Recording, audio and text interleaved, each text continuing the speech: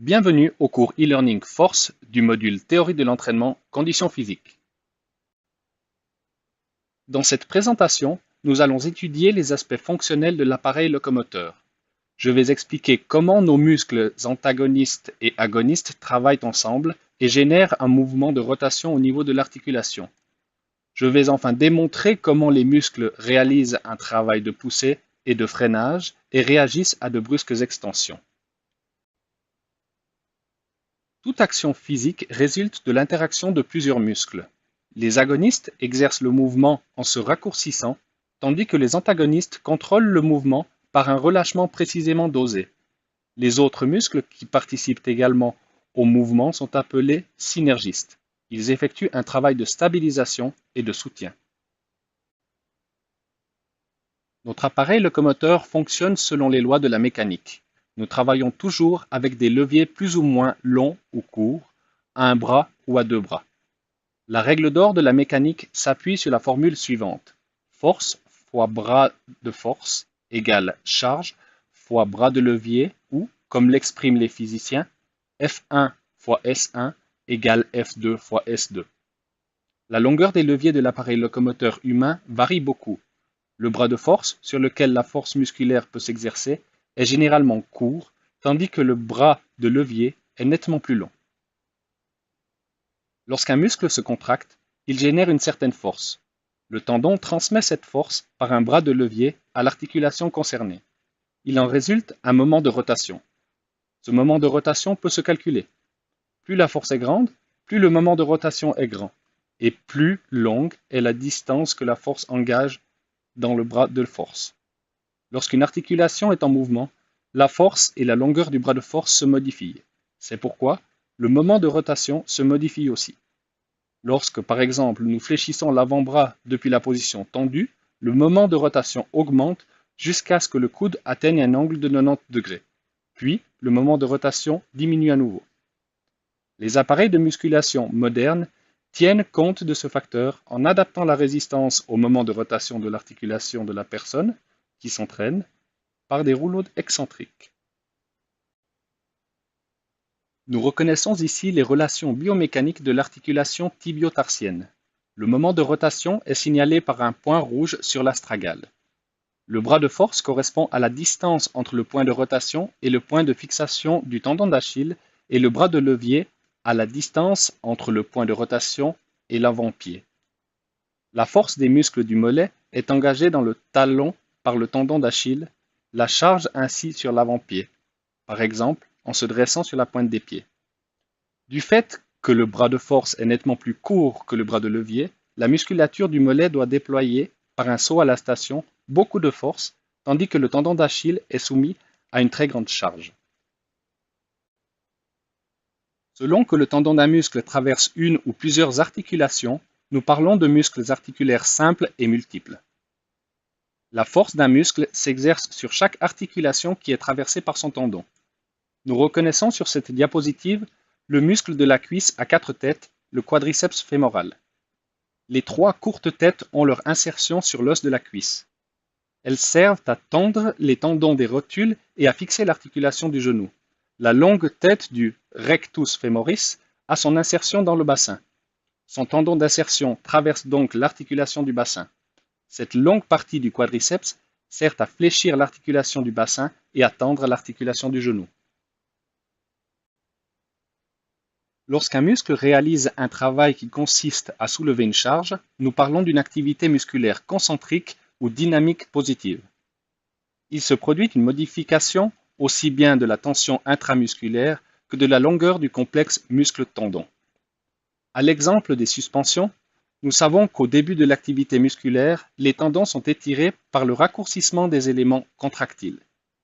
Si la tension est plus grande que la résistance, le bras est fléchi du fait que le muscle continue à se raccourcir, tandis que son tendon conserve plus ou moins sa longueur. Lorsqu'un muscle réalise un travail qui consiste à freiner ou à retenir, nous parlons d'activité musculaire dynamique négative. Le complexe muscle-tendon est étiré et la distance entre l'insertion et la fixation s'agrandit. Tout d'abord, le muscle résiste à l'activité des éléments contractiles d'un étirement pendant que le tendon se relâche jusqu'à un certain degré. Ensuite, le muscle est également étiré contre la résistance active des éléments contractiles. Le travail de freinage est réalisé par le complexe muscle-tendon aussi souvent que le travail de raccourcissement. Ceci est particulièrement évident lors des descentes en montagne et des sauts à la station.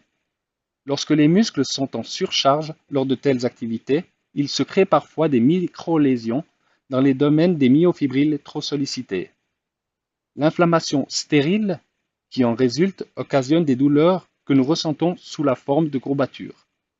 Lors de l'activité musculaire excentrique, le muscle peut développer plus de force que lors du travail concentrique. La différence dépend de l'état d'entraînement. Plus la coordination intramusculaire est bonne, plus la différence est minime. L'entraînement de la force excentrique est généralement plus efficace que le travail concentrique. Nous parlons d'activité musculaire isométrique lorsqu'il y a un travail de maintien statique. Cela se produit lorsque les éléments contractiles du muscle se raccourcissent pendant que les tendons sont étirés jusqu'à ce que la tension soit suffisante dans le complexe muscle-tendon pour réaliser le travail de maintien requis. Exemple.